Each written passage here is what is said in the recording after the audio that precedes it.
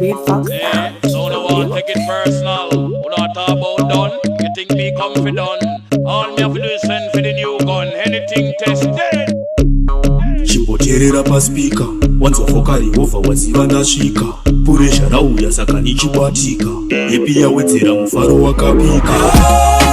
puresha kuno tinoriputitsa puresha kuno puresha kuno saka ticheibata ngoma pulo puresha kuno tinoriputitsa puresha kuno puresha kuno saka ticheibata ngoma pulo demfino isuwa tisipo puresha harifaye kana tisipo tirime what animal atiserese sipo tovura tichivara puresha kunge window let them hear this tune every girl I get mad but we are party anywhere we dey man chinenge chakache ya tiripo passation oh puresha oh yes tirima champion puresha kuno tinoriputitsa puresha kuno puresha kuno saka ticheibata ngoma pulo puresha kuno tinoriputitsa puresha kuno puresha kuno saka ticheibata ngoma pulo puresha kwatiri chifeka fanike masocks chakajaira puresha fanike red fox tinopindira nakungeruwoko nemagloves kana tisipoziva puresha riri papose chimboterera paspika wanza fokari over waziva ndasvika puresha rauya saka nichibatika epi yawedzera mufaro wakapika puresha kuno tinoriputitsa puresha kuno puresha kuno saka ticheibata ngoma pulo puresha kuno tinoriputitsa puresha kuno puresha kuno saka ticheibata ngoma pulo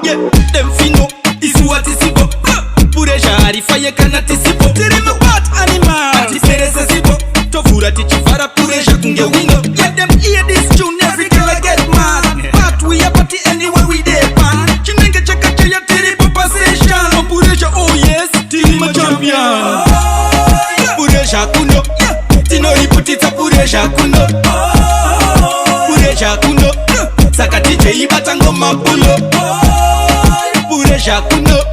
tinoriputitsa puresha kuno puresha kuno saka ticheibata ngoma pulo puresha kwatiri chifeka fanike masocks chakajaira puresha fanike red fox tinopindira nakungeruwoko nemagloves kana tisipoziva puresha riri papose chimboterera paspika wanza fokari over waziva ndasvika puresha rauya saka nichibatika epi yawedzera mufaro wakapika puresha kuno tinoriputitsa puresha kuno puresha kuno